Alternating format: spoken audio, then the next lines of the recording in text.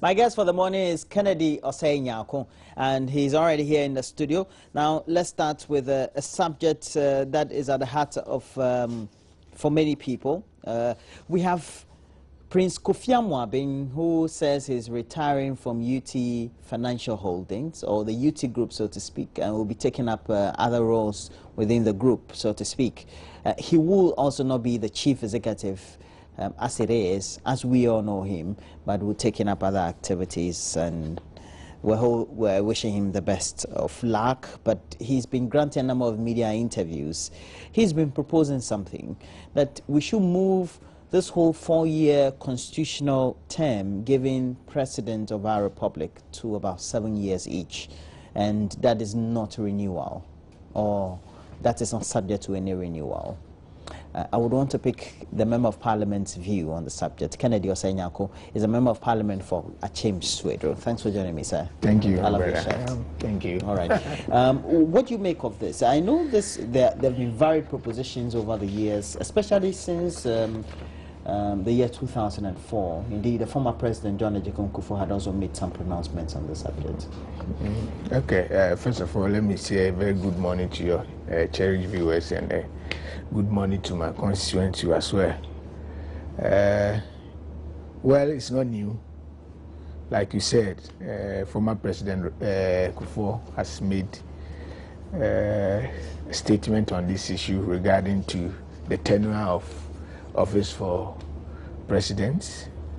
But you see, I wouldn't say the 4 years is not enough. What I would say is, as a country, we don't just wake up and vote for anybody just like that. You have to look at the competence of the person. So it doesn't matter the period in which you give. I mean, when elsewhere it's 4 years, they are still performing. You can give somebody 10 years as a tenure, but if the person will not perform, he won't perform. So it will not necessarily mean that performance is tied to maybe the number of years or the tenure of the president. No.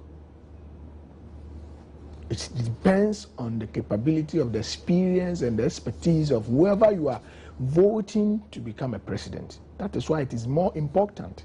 As it stands now, our constitution prescribes 4-year tenure for every president, for every government. Okay? So, what do you do about that? If you want to increase it to an X years, it needs constitutional amendment. And since we haven't gotten to that, we have to be content with what we have now. The more reason why, if you are Ghanaian and of a voting age and you are going to the polls to vote, to elect somebody to become your president, you don't just vote for voting sake. You don't just vote because the person is beautiful. You don't just vote because the person is tall.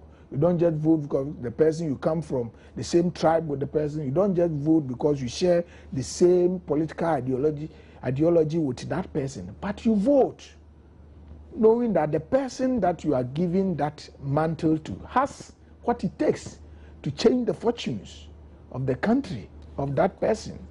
So, well, Mr. Amwabin may have his own. I don't know what I've premised his comment, this statement, but I'm of a view that 4 years is enough time. It's okay as a tenure for every president. For example, Nigeria, they have a lot more years, more than just the 4 years. In the UK, I believe also. At the end of the day, it's about, we look at the perspective as a developing country, what the needs are, and we do a practical analysis of the current situation. Virtually, the first year is almost as if the person is, or the government is now trying to reshape itself, unless it's a government that is in continuity. And then the last year is riddled with elections and electoral matters, that becomes a lot more difficult to concentrate on the subject of governance? If you are a government in waiting, like my party, MPP, is waiting to take over reins in 2017, I mean, the blueprint as to how they want to turn the economy and the country around is on the drawing board. So you don't just win political power and now that you are coming to think about what you should do and all those blah blah. No. And I'm sure that is what has happened to the NDC. I mean, they themselves thought they were, winning power in 2008 was something far from them, but they won it. And when they won the power, they were now looking for, measures that they can put in place, policies and programs that they can put in place to ensure that things work well. And that is why it took them so many years. That is why it has taken them so many years for them to even solve a common energy problem. It means there were nothing like,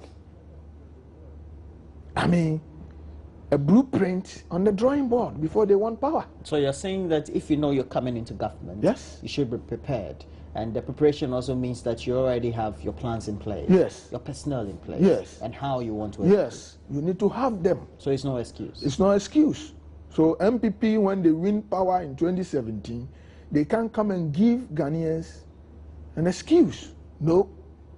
You know the situation. You know where the economy has gotten to now.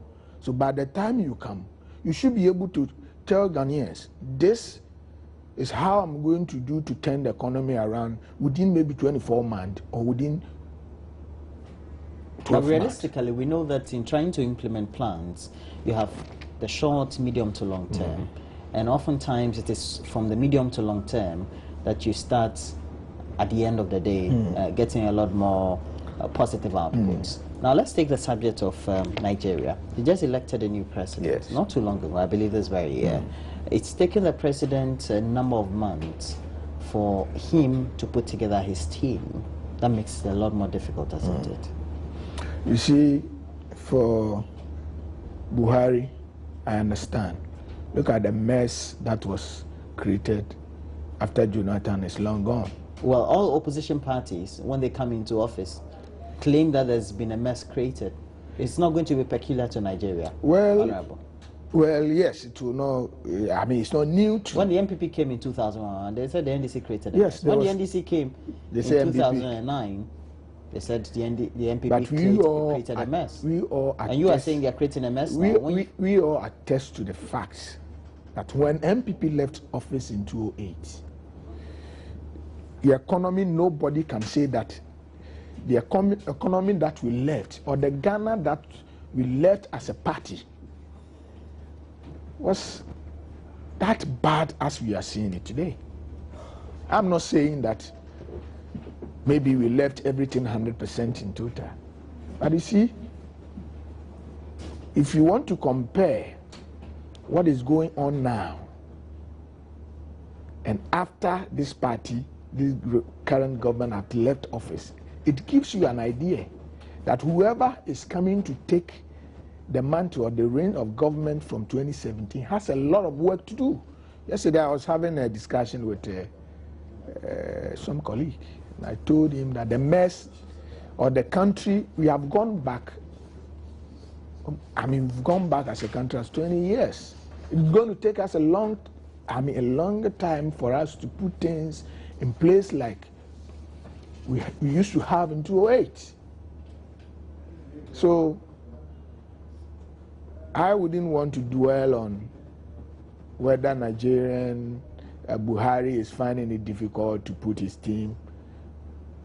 I want to limit it to Ghana here. But it is also because of the peculiarities of the issues. Because Prince Kofi Amwabeng has, I guess, also made a study of or analysis of how governments tend to perform within a 4-year term. Okay? Yeah. And made these pronouncements based on some of those analyses. It's just a realistic nature. You see, he is looking at, like you said, he's looking at the situation where a government comes in and the first year they have to use it to, appoint people, put things in place, do some adjustment, and the last year to prepare for elections and all those things. That's why I'm saying that if you go elsewhere in the Western world, we do only politics 3 months to an election, but here we do 4-year election. 4-year politics. So immediately the government is in power, or it's in opposition, or the party goes into opposition, they start doing politics. They start doing politics. Everyday politics, everyday politics. There is no space for even each government, a new government, to even be thinking right. Okay, it's good that you acknowledge that, though. We have to take a break. When we come back, we'll be having in the studio the Member of Parliament for Banda, and Ahmed Ibrahim will be in the studio as well, and we'll be finding out his own view on this very subject. We'll stay on, we'll be right back. I don't know whether it's a subject of controversy, but I guess when you do analysis of what our experiences have been as a country, as a continent, well, you will have no choice than to agree with Prince Kofi Amwabing, who is the outgoing chief executive for the UT Group. And we know that as far as UT Bank is concerned, they belong to the UT Group, and he is going to take backstage, but will take up various roles as far as the group's management is concerned. Ahmed Ibrahim is a Member of Parliament for Banda. He's also a Deputy Majority Whip, and he's in the studio. Thanks for joining me, sir. Thank you, ma'am. All right. Now, what do you make of Prince Kofi Amwabing's own thoughts on, well, the terms that the Constitution tends to give, and how limits or unlimits the prowess or the effectiveness of the governments that we elect? Yeah, thank you very much, Roland. And before then, let me say a very good morning to our cherished viewers. And thanks for coming too. It goes as far back as every corner in the world. Yes, so when we are outside Ghana, that's what we view. So I know outsiders are also viewing it today. Yeah, I think this call is a call in the right direction. And he's just re-echoing the point that was made by one of the privileged personalities in this country who happened to practicalize this 4-year term and saw the need to change it, not for his benefit, but to benefit the nation as a whole. I know former President Kufuor, at the end of his tenure of office after 8 years, that's 4-2-10 office, after 8 years, made a very serious confession that the 4-year 2-10 period that is given to a president to execute their plans was too short. That is if you are given. If you are given.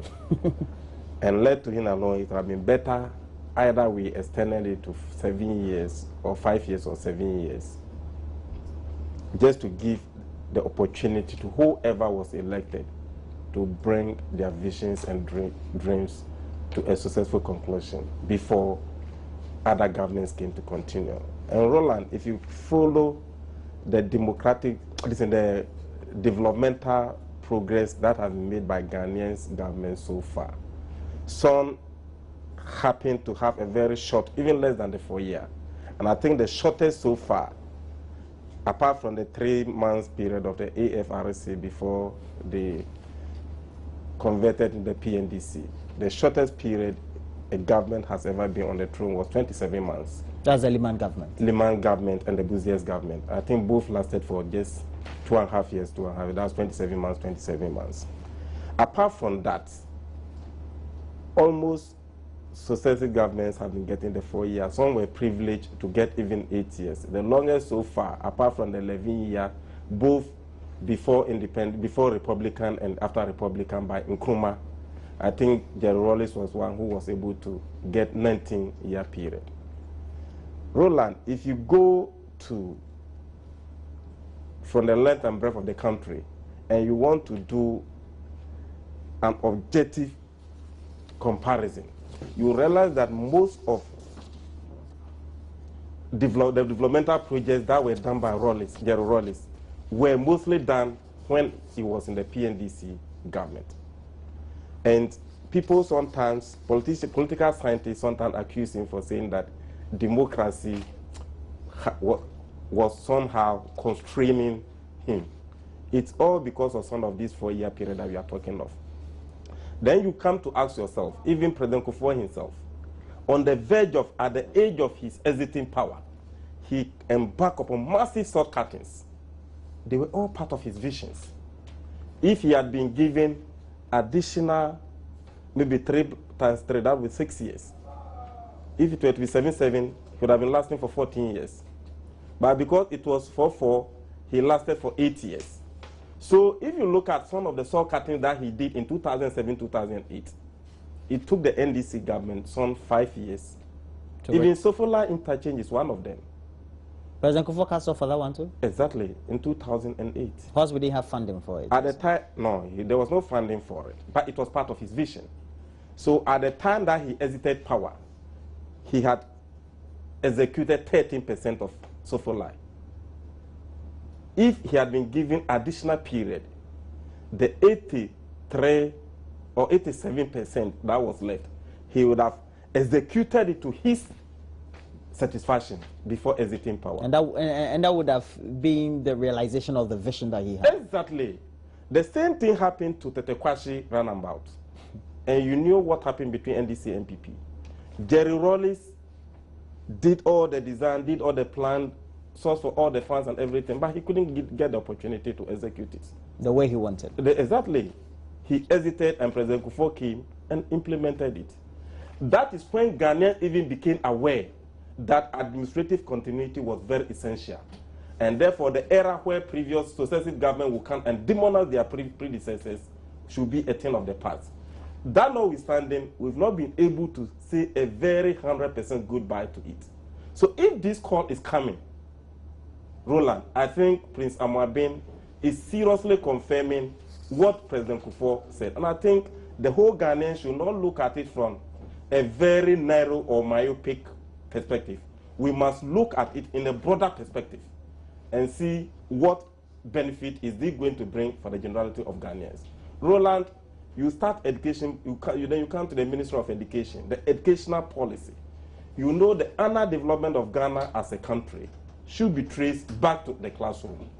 And when you look at the educational systems that are being run, me, at this man age, I benefited from the continuation system, benefited from the middle school living certificate system. Then the JHS system came to meet me.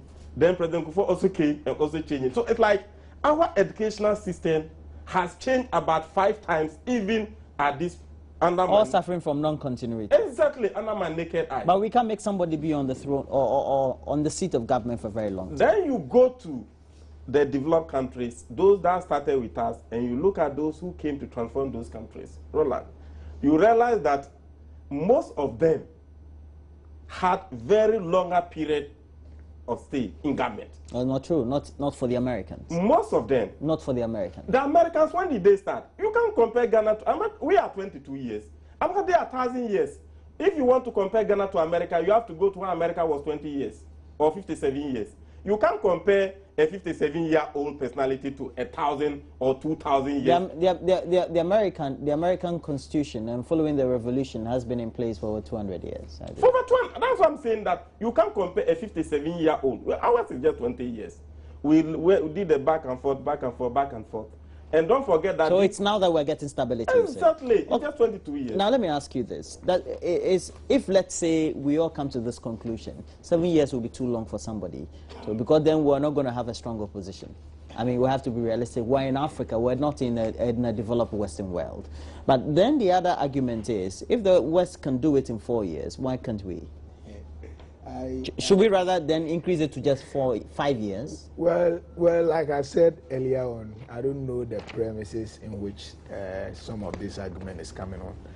As a business professional, if you give me, 4 years is even a longer time for me to execute whatever company that you want me to do. I do normally do my plan. If it is marketing plan, I draw it for 3 years and I'm able to execute it and get my result. But that's a small company. It's not a small. Multinationals are doing it.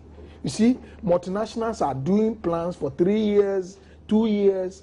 They are making strides. So If a multinational that cater for about more than 200 million nations, look at Nestle Ghana Limited may have its own plan, okay, to execute 3-year plan, and they're able to execute it nicely. So the year doesn't matter. Well, I am saying that. Well, it can be a decision that the whole country want to increase the year 7 years. Why? I mean, I don't see. Come on, 7 years for what?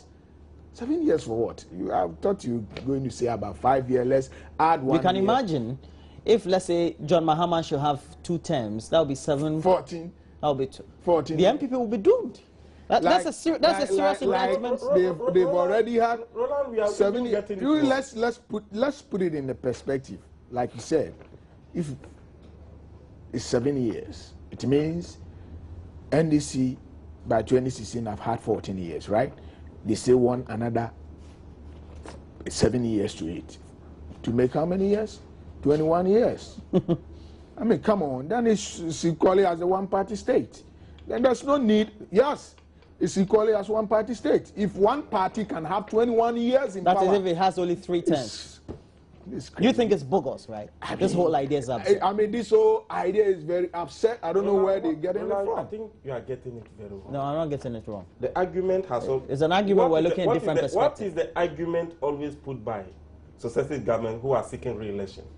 They want more years. Look, I couldn't complete everything within 4 years. You can't complete. That's why you need to leave it. That's why you need to leave it for somebody to come and complete. You can't complete so everything. So give me the second term to complete it. Now, and the argument Ghanaians are putting up now is that we are giving you 7 years to complete whatever you are doing. Now you'll be given the 7 years. If after 7 years, you've not been able to complete everything, we are not giving you another 7 years. Okay. You understand? You will not get second re-election. Gentlemen, let me ask you. Let's move on. Let's move on. A document that also ensures continuity is the budget. We know that you are not going through, is it budget workshop? Budget workshop. So why are you going today? The same place. You look at this. Where is it? Where is it? That's why we are Where are you going? Where? Parliament House. Oh, it's only in Parliament House. I thought you were traveling to. You should travel to some place, go and have. Now the standards are so high that we can do everything in Parliament. Okay. At the end of the day, Fitch, we know, is a credit rating agency.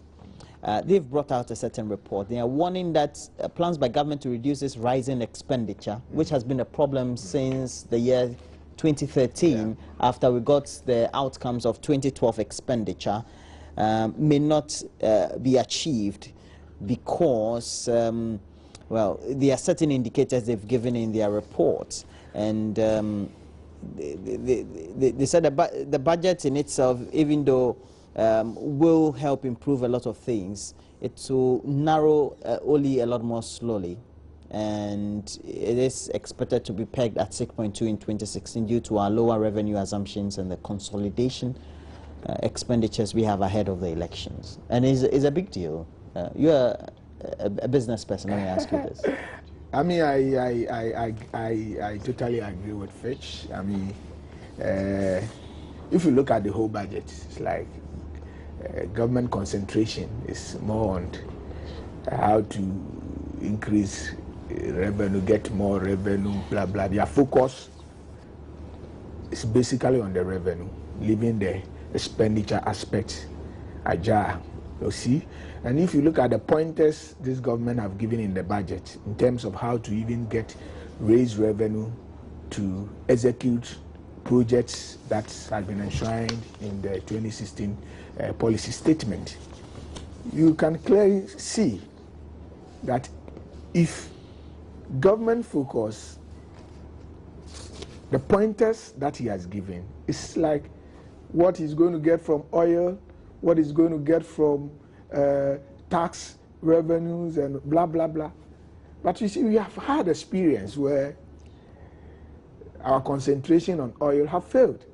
Like 2015, you saw what has happened. When oil price came down, everything just, government was found wanting. He has to even come back to Parliament to do some kind of adjustment. And Fitch is giving us the clear indication that government concentration on this area, like in terms of mobilizing revenue and ignoring the expenditure aspect, which is killing this country. Okay, government expenditure is killing this country. And we've had the time to talk plenty about it. What is government doing in terms of cutting down his own expenditure? Government we know that in the electionary period, government will want to embark on so many projects. We want to commission projects, like he did in 2012. And Fitch is telling us, he's warning us, that no, he tends not to agree with the government policy statement because he sees that government will be tempted to do more, to incur more expenditure than the revenue that he has targeted, because you can use the basis of 2012 to do that. Because in the electionary period, government are tempted to do things that had not even been planned for. Like 2012, we ended getting, a deficit that this country had not recorded before. And that has brought all this pain and hardship that we are going through today. And Fitch want to warn government. Yes, you may have the fine idea that you want to reduce a budget deficit to 5.3 in 2016, but that can't be possible because you are traveling 2015 or 2014. You achieved 10.2 deficit. You wanted a single decade, you couldn't do it. It was 10.2. And even 2015, you are pegging a 7.3, which by all indication with the loans this government have contracted, there's no way you can meet that. There's no way. We are looking around even 8 or maybe 7.8 to 8%. That's the minority. Well, or critics. Experts are looking at that. That it can never be possible. You have gone for, look at the loans this government within a short period have contracted. Last time I was having a discussion and I said, you know what? This government, NDC government, have been very fortunate, okay? In the 8 years of the MPP, with loans, with revenue taxes and everything, we had 20 billion Ghana cedi. With loans, with taxes, with oil, NDC government have accumulated 200 billion. Let's take the taxes aspect of it. Let's concentrate on only the loans. As of September 2015, the total debt of this country is 92.2%. You mean billion? 92.2 billion. This is not, even the Eurobond 1 which is billion, close to 70%. Yes. Of GDP. Yes. The 1 billion Eurobond is not even included, it's not part. So experts are even saying, they've projected that our debt will rise to 99 billion by close of 2015. And we should say it's in Ghana cities. In Ghana city. If you take the 9.5 billion MPP in 8 years left, the difference alone, if this government decided to give each region 3 billion Ghana cedi, do you know what 3 billion Ghana cedi could have done to each region? Let's go and send 3 billion of the loans they've accumulated, whether it's 80. I did the calculation, a simple extrapolation, it's about 83 billion Ghana cedi. If you should give each region 3 billion, in Eastern region alone, we could have constructed 1,000 kilometers of road, not asphaltic, but just, maybe feeder. Not feeder, but not, you mean not high level? Not high level. We could have done at least low texture. In low texture, we could have done 1,000 kilometers of road. But where is this money? But it's been used to build bridges, build hospitals. Where? Is in one concentrated area? And I'm saying that if this government have decided, yes, I have taken a loan of this so much, I want to give each region 3 billion. Each region could have had a regional hospital, I've had 1,000 kilometers of road. Go to Eastern region. And that's where I come from. That's where my concentration is. If you look at the total kilometers of road, that the road network that we have, that if the third one after here you can find out from highways, it's not even up to 20%. Third road of the road network in Eastern region, it's not up to 20%.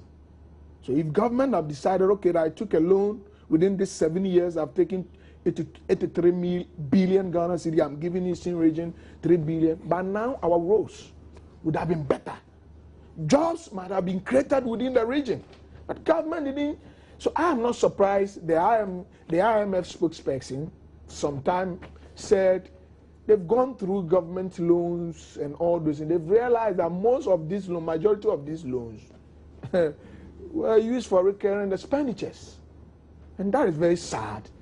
See a country that want to progress to a certain stature, contract loans and use for recurring expenditure. They don't use for, projects, but they use to service debt and other things.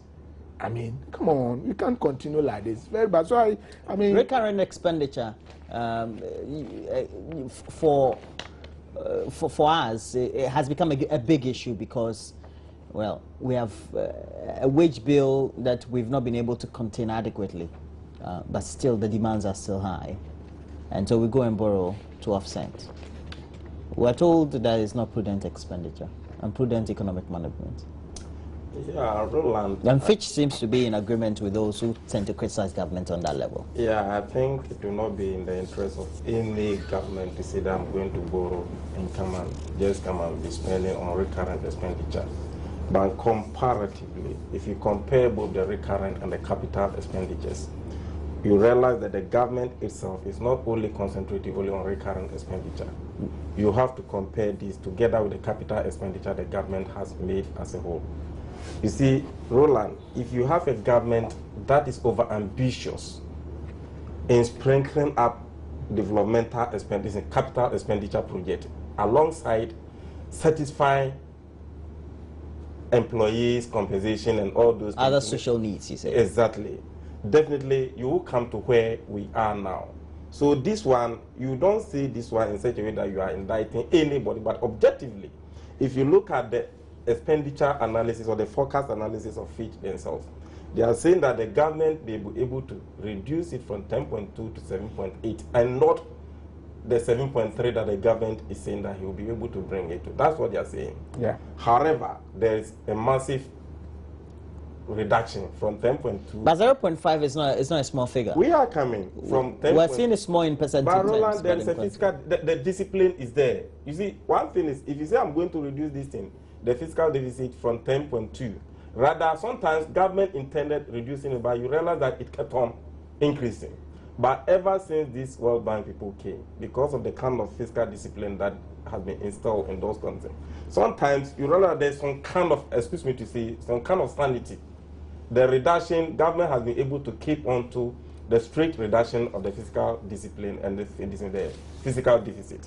So you realize that from 10.2 to 7.3, if it even goes to 7.8, at least government has been able to reduce. And Fitch is also saying that by 2016, if government is able to do what he plans to do, he will be able to reduce it to 6.2. That aside, Roland, you see, I came to Accra from my region in 1998. I came to reside in Accra in 1998. From 1998, you realize that from nationwide, the state was not as it is now. If we were to do one of these capital expenditures, we concentrate on one, make sure we finish that one. We concentrate on this, make sure we finish that one. Then all of a sudden, a government comes and says that, no, I'm doing this, and at the same time. Is it not the same envelope that you are going to operate? It's the same envelope. And that is where you will come to where we are now. So sometimes to criticize government and say that... You are saying to criticize is easy, but the objective ultimately is I'm coming to it. My brother was saying that if government will divide the 90-something billion and give to every region we are in a decentralized nation, in a unitary state where every district has decentralized authorities. So government has a proportion of its revenue that is being allocated to all those district assemblies. But Roland, are you saying that the circle interchange that they are doing is only for Greater Accra? Are you saying Kaswa interchange is only for Greater Accra? Are you saying Rich Hospital is only for Greater Accra? Are you saying Legon Teaching Hospital is only for Greater Accra? Are you saying Asafu interchange is only for Greater Accra? Roland, this, are you saying even Accra Kumasi Road via Eastern Region, Suhum, is for only Eastern Region? It is not so. Even the university that is being built in the Eastern Region, it's not only for Eastern Region people. We are in a unitary state. Sometimes to develop, we always sit here and compare ourselves to other countries. There are some economic drivers. If you want to develop as a nation, you cannot do away with those things. And then we have comparative advantages. As a businessman, he may understand better. Government, even just yesterday, what's at the Kotoka International Airport? Now government is saying that, look, go to Kotoka International Airport, you are going to develop Ghana to be the gateway to Africa. Technically, Roland, you cannot just underestimate your airports. Last 2 weeks, we were to travel from here to Wa.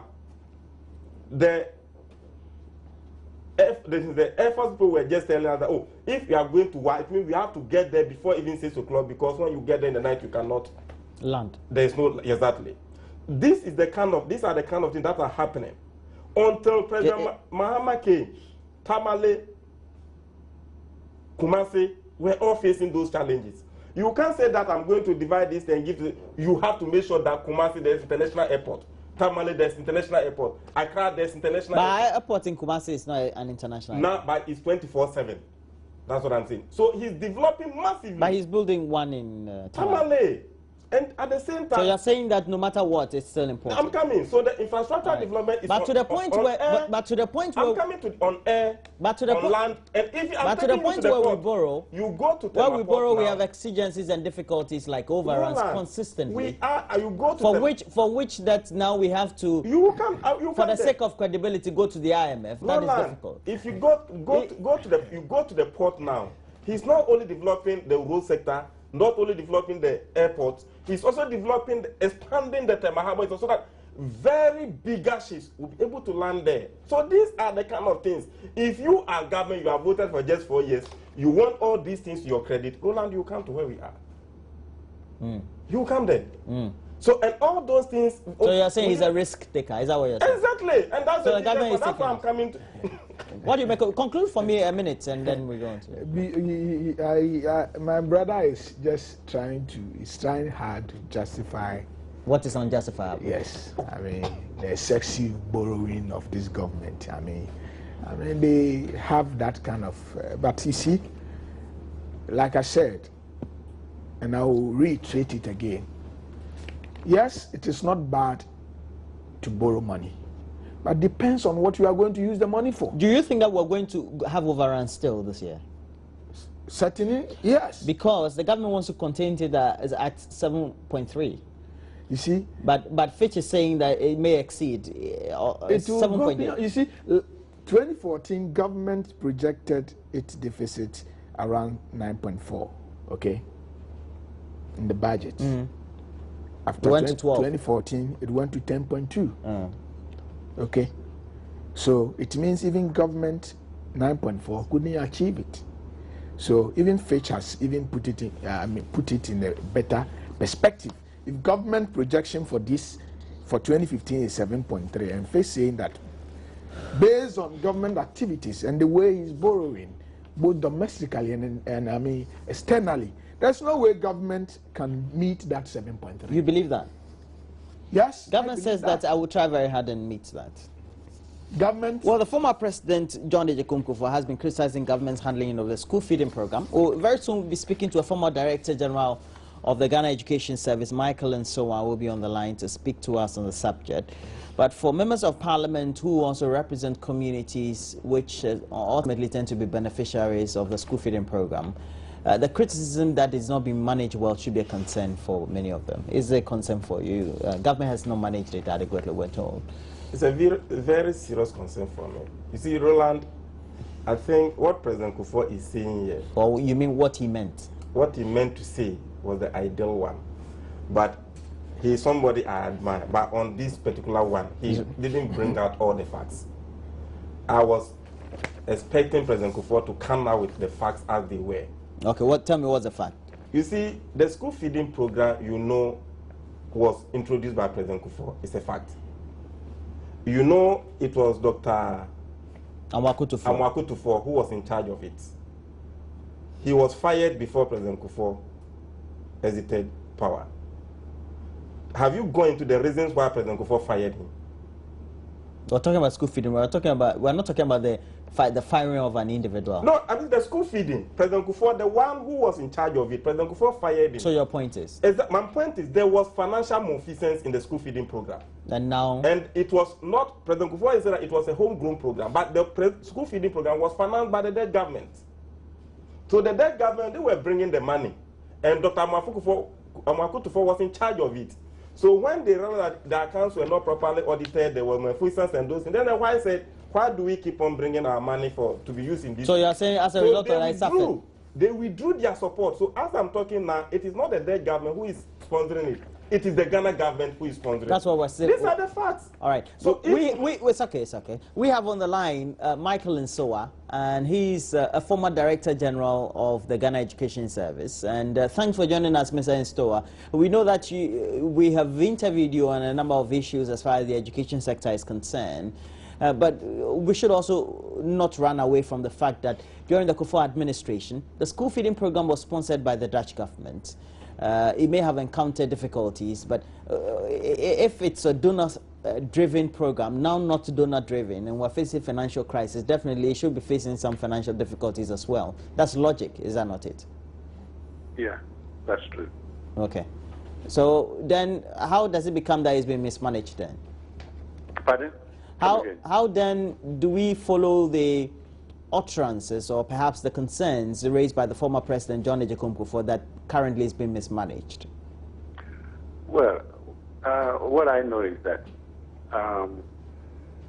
at the point when the Dutch withdrew their support, it was solely funded by the Ghana government until 2009, around September, because we were given the task to restructure the program, and we did, and the report was presented to the Dutch government through the embassy, and by September 2009, they were satisfied with the work that has been done, and they resumed the support. I wouldn't say the whole fund.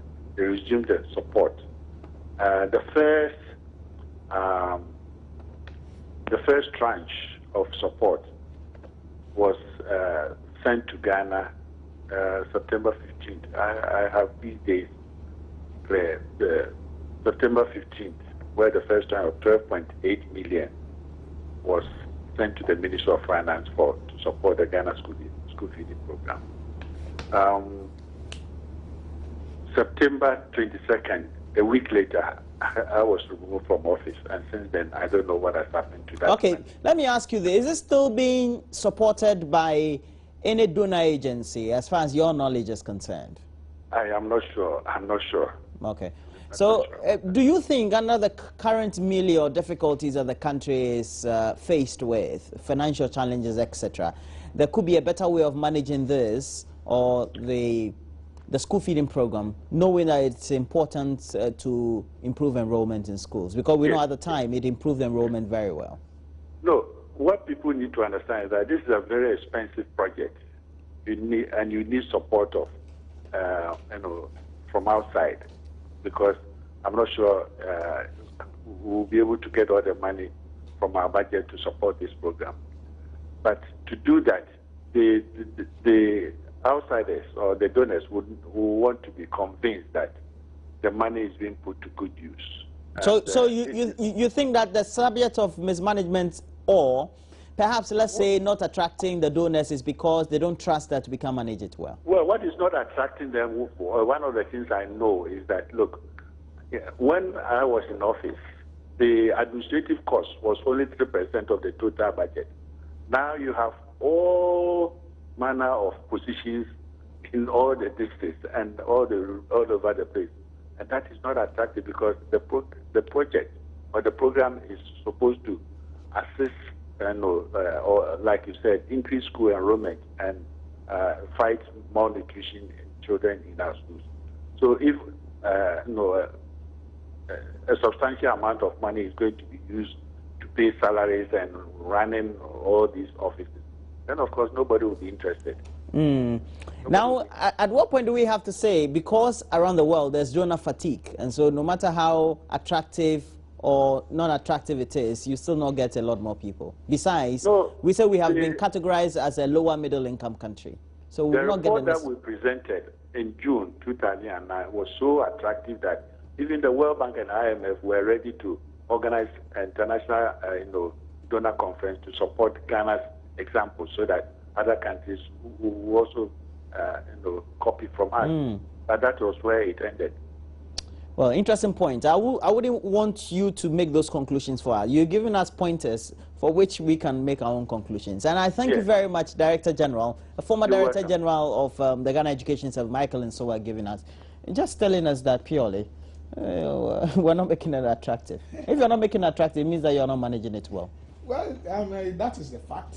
You know, the rationale behind this whole school feeding program, which was introduced by MPP under President Kufuor, was to give relief to parents who find it difficult to even get food for their wards before they go to school. Okay, and look at the period in which this program was introduced and see the enrollment, the school, people of school going age. If you look at the report, it means it was a nice program, social intervention program that needs all of us as a country to put effort to make sure that we sustain it. But you can't run such a social intervention program that you don't have a sustainable funding for it. Okay, I was somewhere skeptical. Okay, fine. Beginning when we wanted to introduce it, because we did not have the funding, the Dutch people came in and funded the program. It doesn't mean continually we should be depending on donor agency to fund it. We have been drilling oil in this country for 4 years. We've been getting in excess of 4 billion. We've been using part of it, $65 million for capacity building and whatsoever. We've been giving millions of dollars to GMPC, sitting down in their account, they don't use it at the end of the day. And it's such a beautiful and fine social intervention program. We are looking at it and the funding to collapse. Are we serious as a country? Can't the government or the country as a whole decide to take a portion of the oil money, the revenue that we are getting as a nation? After all, when we get the money, which people are we going to give it to? Is it not the same country that, and they just go and dump it as if we are putting money in a heritage fund? It's not as simple as that, is it? You see? You can just go and plunge some money somewhere. You don't, that is why I'm saying that. The money is for the country, it's for us. We made the laws. So if at a particular point in time... So you're saying that if the government is commitment, they can't do it? It can do it. And I'm saying because government, for the past, have been getting money to doing certain things, which most of us, we think it doesn't worth it. It's they not get a priority. money. It's not a priority because government had money, was able to get money, 51 million, to pay somebody for judgment debt. Sure. So if government want to do, he can do it. Thank you very much, Roland. I think my brother will go there. That's where you go. By clearly speaking, Roland, the school feeding program, just as I started, I don't think I want to go there. The way forward is what we should be looking at. You see, if you go to even from the JHS level, we are made to believe that one main problem of Ghana's agriculture system is marketing, access to the market, and then getting better prices for their produce. You go to the areas where these school feeding programs are being embarked upon. What kind of food are they using to feed the people? It's the first question. The second question is, why is it that the policy that was meant for making sure that if you are in Wale Wale, the food that they are eating in Wale Wale is what you are supposed to use to feed the people, children of Wale Wale? It shouldn't be rice across board. If you are in Brahafo, maize is what you have, it is Benku or Kenke and all those kind of things. That should be it. That was the purpose for the policy. So it was a nice policy. So your government decided to come and turn everything upside down. That's what you're telling us. Not, okay, I'm saying that you said the policy was being implemented in a certain way. Now quite withdrew. You know, they didn't withdraw. The Dutch people didn't withdraw their support for just one reason. There were 10 solid reasons. When we came to Parliament in 2009, you see, sometimes I'm a member of the government, but sometimes we seriously begin to criticize our own apprentices for these obvious reasons. When I came to Parliament in 2009, as a small boy, I realized that this thing one day will be used against the Mahama or Atamu's government. So by then, by then the one in charge of the school feeding, it was under the Ministry of Local Government.